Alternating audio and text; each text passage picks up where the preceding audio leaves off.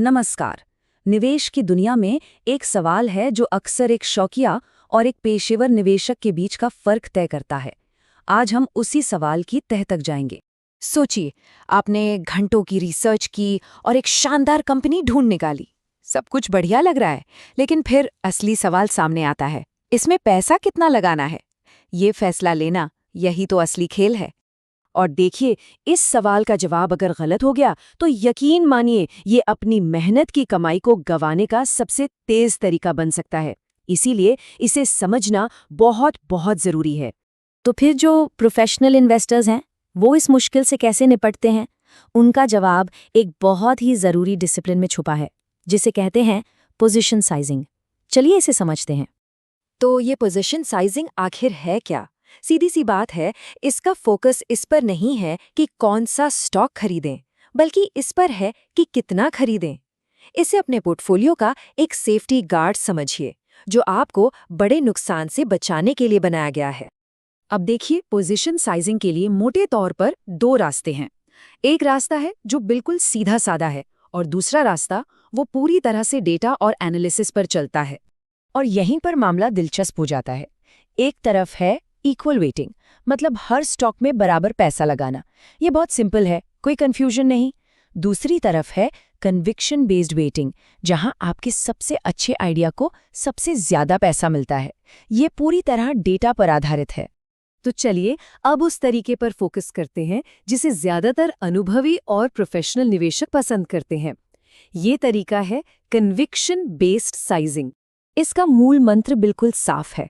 आपकी रिसर्च जितनी मजबूत, आपका विश्वास जितना गहरा, आपके पोर्टफोलियो में उस स्टॉक का हिस्सा उतना ही बड़ा होना चाहिए। यहाँ अंदाजे की कोई जगह नहीं है, सब कुछ फंडामेंटल एनालिसिस पर टिका है। तो असल में ये काम कैसे करता है? चलिए एक ठोस नियम देखते हैं। मान लीजिए आप हर स्टॉक को कुछ पैमानों पर, जैसे कि उसकी ग्रोथ, मैनेजमेंट, कर्ज वगैरह पर एक स्कोर देते हैं। अगर स्कोर 16 या उससे ज्यादा है, मतलब ये एक हाई कन्विक्शन स्टॉक है, तो ऐसे स्टॉक्स को पोर्टफोलियो का 50% हिस्सा मिलता है। 14 से 16 के स्कोर वालों को 25% और 14 से नीचे वालों को बाकी का 25%। ये 50-20-25 का जो बंटवारा है, यही प्रोफेशनल स्ट्रैटेजी का दिल है। इसे याद रखना भी आसान है और इसका सिद्धांत भी सीधा है। आपकी सबसे बेहतरीन रिसर्च को ही आपकी पूंजी का सबसे बड़ा हिस्सा मिलना चाहिए। यह निवेश में एक तरह का अनुशासन लाता है।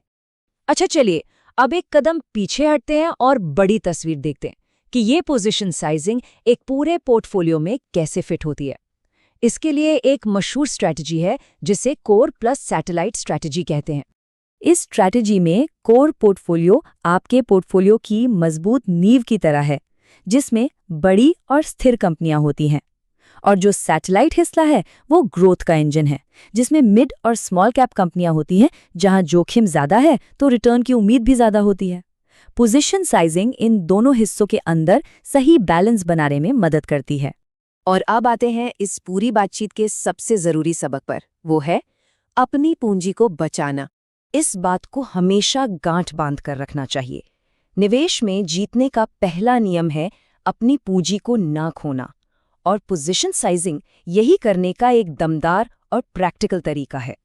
तो आखिर में ये सवाल खुद से पूछना बनता है, हमारी जो पोजीशन साइजिंग की स्ट्रैटेजी है, क्या वो हमें बाजार की हर मुश्किल में टिकाए रखने के लिए बनी है, या फिर वो हमें बर्बादी की तरफ ले जा रही है? इसका जवाब ही हमारे निवेश का भविष्य तय करेगा।